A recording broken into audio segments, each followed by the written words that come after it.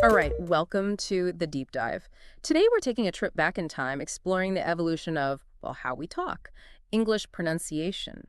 How did people really sound centuries ago? And how did their way of speaking transform into the English we know today? Exactly. And who better to guide us through this incredible journey than the one and only Geoffrey Chaucer? A true legend and a linguistic rock star. He's this pivotal figure between the way English used to be spoken and its more modern forms. Our goal in this deep dive is to help you grasp, well, to actually hear in your mind how different English sounded in the past, from its ancient roots all the way to today. It's easy to assume language is static, right? Yeah. But in reality, it's super dynamic, always evolving. Think of it like I don't know, a river maybe that constantly changes its course over time. Love that analogy. So our main source material today is a fantastic YouTube video from Bill House Films. It's called Old, Middle, Modern, Chaucer as the turning point in the story of English pronunciation. Yeah, it's a great watch. Really brings these historical sounds to life.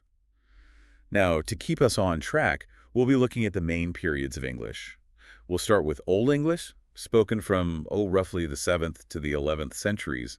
Then we move on to, of course, Middle English, Chaucer's time, around the late 14th century. Then we'll touch on early modern English, think Shakespeare. Hmm. And finally, we'll bring it all the way up to modern English, the one we're using right now. Right. So whether you're a language buff or just, curious about the words we use every day, this deep dive is going to be a real ear opener, I think. Agreed. Let's jump right into it. First stop, Old English. Okay, so the first thing that hits you when you encounter Old English is, well, how utterly different it is from modern English.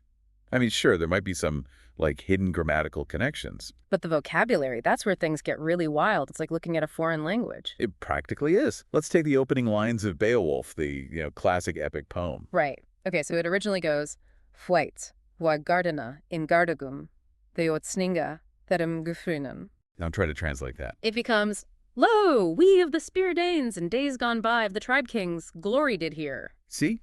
You can spot a word or two you recognize. We or in, but most of it has vanished over time. Poof, gone. Like entire chunks of Germanic vocabulary just didn't survive the journey into modern English. Yep. And it's this massive vocabulary shift that makes Old English sound so foreign. But, and this is important, not all Old English texts are equally difficult to understand. That's a good point. Even within a specific time period, language has variation, right? Totally. A great example is Alfred's Colloquy, an 11th century text. It's a dialogue, a conversation between a teacher and their students. A sneak peek into everyday Old English. So cool. I know, right? And in this text, you actually find phrases that sound shockingly close to modern English. Like the teacher asks, is heit anienra gefera? What does that mean? It means, is that one of your companions? And the student answers, aya, I is. Which is... Yeah, he is. Wow, the modern English is, right there, hiding in plain sight. It is. And that's the key takeaway.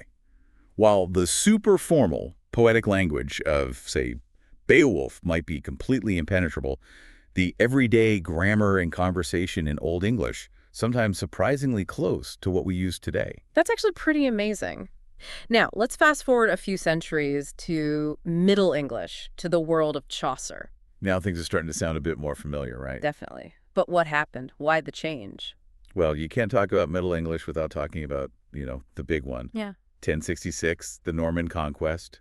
This is where the Normans who spoke French basically take over England. A major turning point in, well, everything, really, including the language. Oh, yeah. Huge. French words start pouring into English. By Chaucer's time, in the late 14th century, you see this fascinating blend of, the original Germanic base and this new layer of French vocabulary. Which honestly made English even richer, more expressive, more ways to say things. Totally. And you can see this clearly in Chaucer's writing. While it's not exactly easy reading, it's definitely way more approachable than Old English. Think about his treatise on the astrolabe, the one he wrote for his son, Little Louis. Ah, Little Louis. I love that. Right. It's this sweet example of, more everyday, down-to-earth Middle English prose. The excerpt goes, My late son Louis, I have pursued well by certain evidences that you will for to learn our horizon. I have pursued also utility for to write in English. Even without knowing all the words, I can pick out familiar ones like little Lewis, perceived well, certain evidences, learn, and write in English. Right. You can see the French influence all over the place. But how do we even know how this Middle English, especially Chaucer's English, sounded? Remember, no recordings back then. So how do we crack this linguistic code? It's like time-traveling detective work, right? It is, and it's super fascinating. So first, we look at rhymes in poetry. If two words rhyme for Chaucer, but they don't rhyme for us today, that tells us something shifted in the pronunciation. Poets weren't just making stuff up. These rhymes had to work. Right, right. So those mismatched rhymes are like little clues. Exactly. Then we look for puns.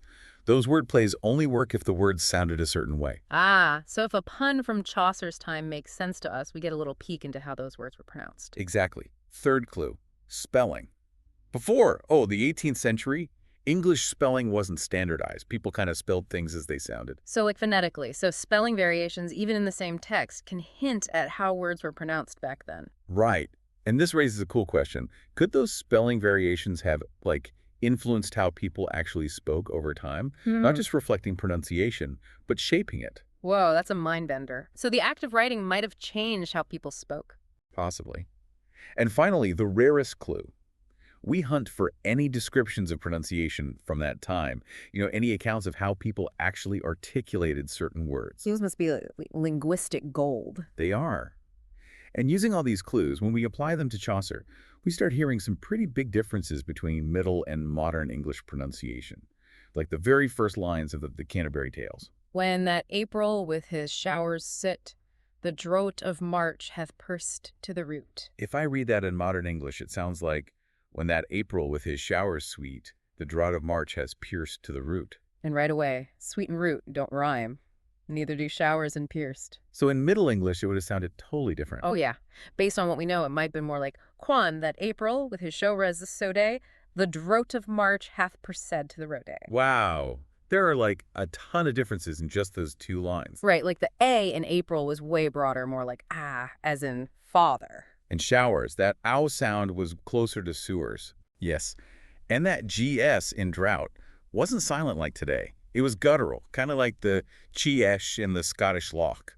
That sound you make in the back of your throat. Ah, I get it. And the R after vowels, like in March, was fully pronounced. Yes. That's called rhoticity. It was common in most English dialects until much later. So March with a rolled R? Yeah, possibly. And that rhotic R also affected vowels in words like bathed and bothered.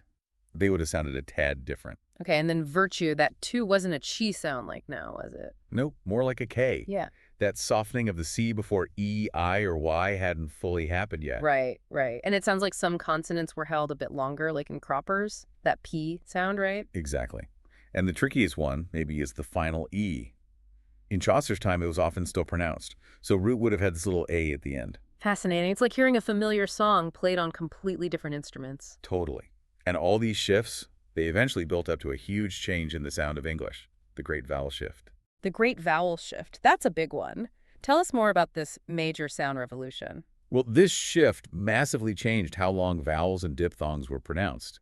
It happened after Chaucer, around the 15th to 17th centuries, leading into the early modern English period. And this is why Chaucer and Shakespeare, even though they lived fairly close in time, sound so different. Exactly. The Great Vowel Shift is the main reason. The reasons behind it. Well, they still debate that. Some linguists think it's about social mobility, how different groups use new pronunciations to, signal their status. Oh, like how we use slang today. Kind of. Others think it's about contact with other languages. Yeah. But whatever the cause, its impact, huge. So how did vowels actually shift? The video used this, unique mnemonic. So it is time to see the shoes on the same feet now, turning into. So it is thought to say the shows in the psalm fate new. Right. It's a bit wacky, but it helps visualize how vowels basically moved upwards in the mouth. That long I in time shifted to something like the A in sky, and the A in fate went from an ah to its current I sound. So imagine, over generations, the place your tongue is when you say these sounds, it gradually moved higher in your mouth. It's mind-blowing. It is. And it probably led to some, hilarious misunderstandings between, say, grandparents and their grandkids. Imagine trying to understand someone whose vowels are all over the place. That's a funny thought. So after this great vowel shift, we enter the world of early modern English, the language of Shakespeare. How different was his pronunciation from Chaucer's and ours? Well, by Shakespeare's time, a big chunk of the Great Vowel Shift had already happened. So he's much closer to us than to Chaucer. Take those famous opening lines of Henry V.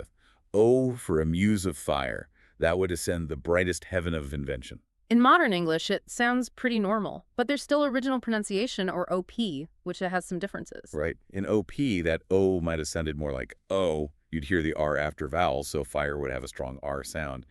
Roticity was still a thing.